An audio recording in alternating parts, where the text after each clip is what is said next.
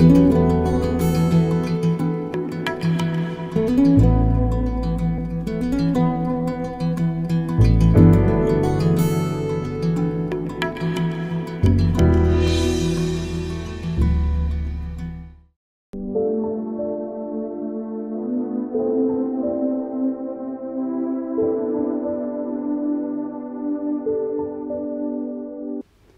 students, hope all of you are fine and healthy. You have been dealing with maps from your primary classes. In your geography class, you have been asked to locate a state, a river or any other mountain. And in your history classes, you have been asked to locate a place where an event has occurred many years ago.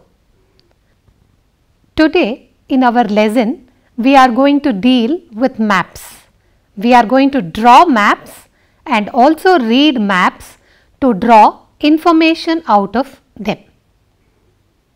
Now children, look at this map of the house whose picture is given alongside.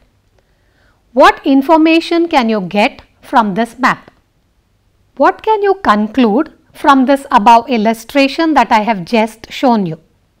When we draw a picture, we try to show the reality as it is with all the details, whereas a map depicts only the location of a particular object. Also, different persons can give different perceptions of an object depending on the position from which they are viewing the object. Here, the person viewing the house from the front may have a different perception when he is drawing the picture than a person who is looking at the same house from the side. The map of the house remains the same irrespective of the position of the observer. Perspective is very important for drawing a picture, but it is not relevant for a map.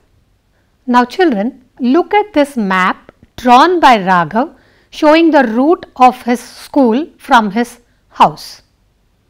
From this map, can you tell how far is Raghav's school from his house? Also, will you be able to tell whose school is nearer to the house? It is Raghav's school or the sister's school? It is very difficult to answer these questions based on the map given to us, because we do not know if the distances between the landmarks have been marked properly in the map. Now, look at this map drawn by his sister showing the route from her house to her school. This map is definitely different from the one drawn by Raghav. Here, different symbols are used to depict various landmarks en route to the school. Here, longer line segments are drawn to depict longer distances and shorter line segments are drawn to depict shorter distances. This means the map has been drawn to a scale. Now can you answer the following question by looking at the map drawn by Raghav's sister? The first question for you is, how far is Raghav's school from his house? Distance between Raghav's school and house equals half a kilometer plus 1 kilometer plus 1/3 of a kilometer, which is equal to 11 by 6 kilometers or 1.8 kilometers.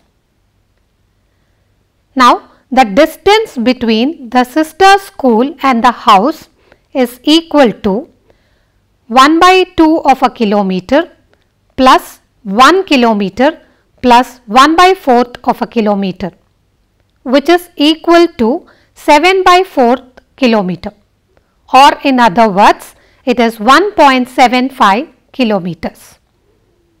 Whose school do you think is nearer to the house?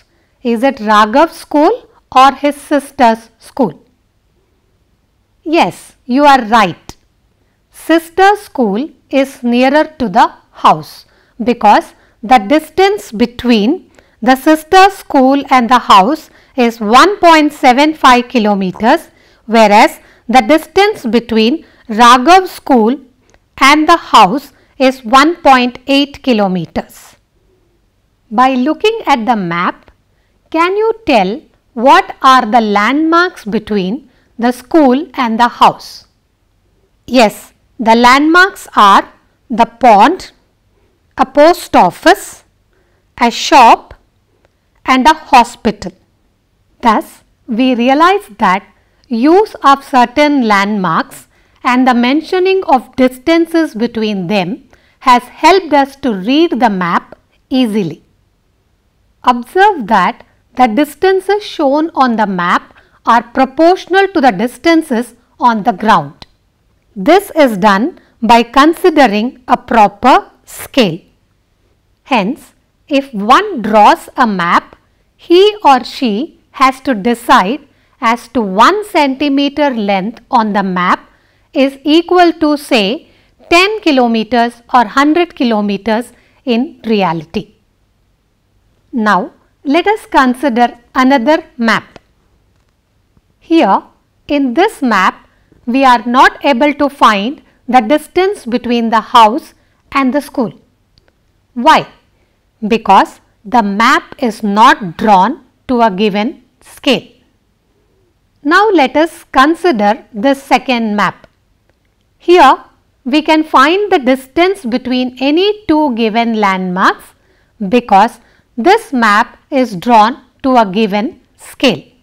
So, this is how the scale in a map allows us to find the distance between any two landmarks in the map.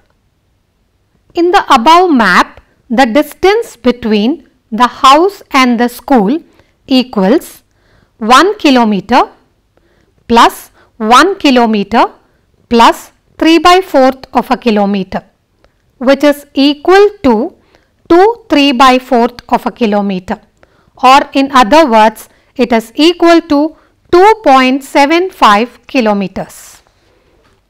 Now that you have learnt how to draw maps with a given scale, try drawing the following maps on your own. Try it yourself. The first one, draw a map of the route from your house to your school showing important landmarks. The second one, draw the map of your school compound using proper scale and symbols for various features like the playground, the main building, the garden, etc. So now children, let us summarize what we have learnt so far. A map depicts the location of a particular object or a place in relation to other objects or places. In a map, we make use of symbols to depict various places or objects. There is no perspective or reference in a map. Objects that are closer to the observer are shown of the same size as those which are farther away from the observer. So children, I hope you enjoyed this chapter. Thank you and have a good day.